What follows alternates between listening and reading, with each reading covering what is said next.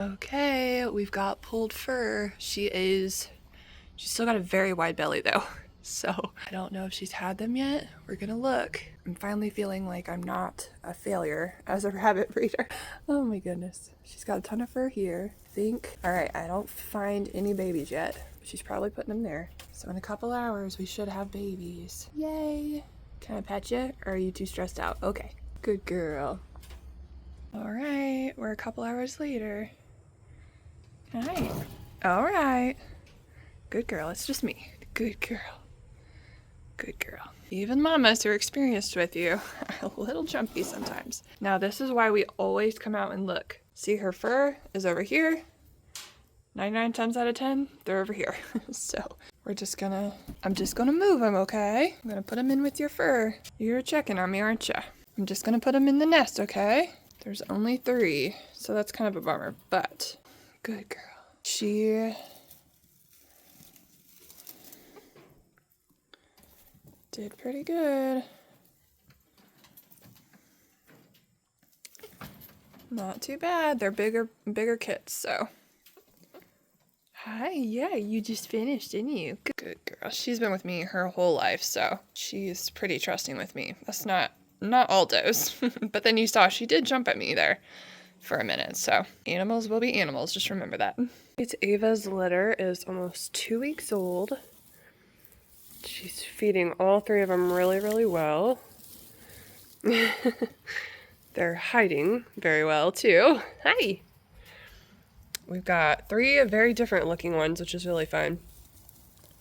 This one is more like a spotted cream. So I got to mislearn or learn this wrong. I used to think this was a Charlie, but apparently this is a spotted pattern. And if they have less than 10%, then they're called a Charlie. So you never know what you don't know sometimes. But this one has dark eyes, so it is a frosted. So you won't see this frosting for quite a while. Ava's last frosted, which is Ivy, the one that we had. I used to think I marked her wrong for the longest time, or I used to think that maybe, she was somehow a blue-eyed white. But it took her almost probably 10 months until she got anything in regards to tipping. This one, I'm starting to think either is an opal because it's got tan inside the ears and around the eyes, but it's so deeply blue, I don't know. I think I'm going to ask around about it. I don't think blue otter is possible with the gene pool that I have. I really hope not, because that's not recognized yet. But I don't know what else it could be. So I really think it's just a opal coming in different, and it'll be a really dark one. All right, so one of the things that I'm really struggling with, especially it hurts my head to think about it, is trying to figure out how many I can keep or from which litters can I keep offspring from in order to grow the rabbitry without being super related. So I really would like to keep one of these litters from Ava, but I really can't tell you in my head if I can't tell you if she's related to too many of the other rabbits I have. So I'm going to turn the camera around and show you a sort of a trick or a tool that I've just been using in Canva to really help me picture the relations. The one problem with a pedigree program is like they'll tell you the ones that are related, but they don't really draw it out as far as like a herd view perspective to where you can really see who is related to who. So I'm going to show you how I do that. All right, this is in the whiteboard feature of Canva, and you can do this, in a file or like a flyer type situation as well. Canva is free to do. So right now, my troublesome or related buck that I don't even have anymore, but a lot of them are related to him, is jet black. And so you can see all of his relations are highlighted with his color. And then these 2 are my active males that I do have. And underneath them is the animals that are related to them. And so what I want to try and figure out is if I kept certain animals from them, then what would it look like? Who could I still breed to, or when I go to, completely replace the males, how many will I have? So anything with the pink right now is a girl that is currently bred. And so those are the ones or the litters that I could keep from, but these are just her parents or ones that I have that are related to her. So for example, this one looks a little funny, but I do not have her mom anymore, but Willow right here is her mom, is her aunt, essentially. And so I do little markings like that just to tell me, okay, these are still kind of related.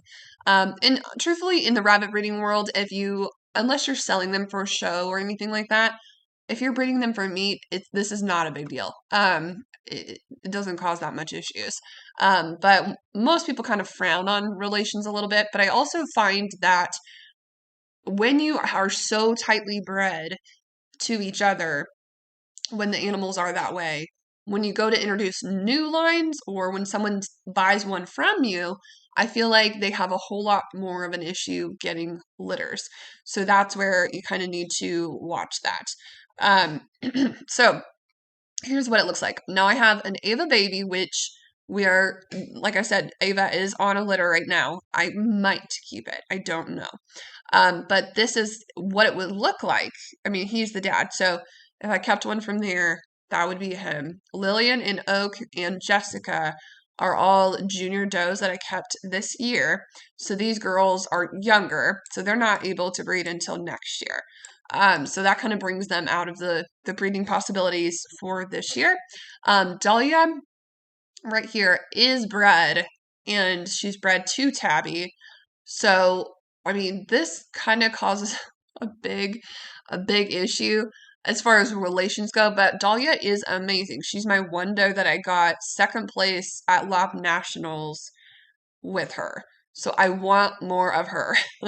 And so I'm like getting rid of her baby is just not gonna happen.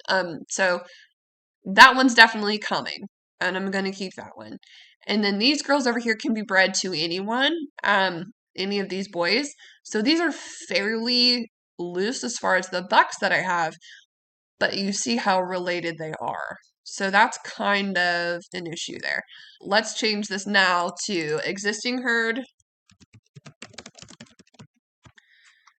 and then keepers. Move our active boys over here and move Ivy, or the ones that are here to keepers. Millie baby. Ava baby is a maybe. No pun intended, or no rhyming intended. And then Dahlia is bred. She's definitely a keeper. Dahlia baby 1, Dahlia baby 2. Jessica is here, but she has to grow out. So that's how you can really go into the flow of, okay, this is what it looks like now. This is what it looks like if we kept these babies. Does that make sense? So you can kind of visually take a view back and go, okay, here's all these colors. These would still be related to these boys, but we still have a decent three-way mix, especially if you sold off these bucks and got new ones.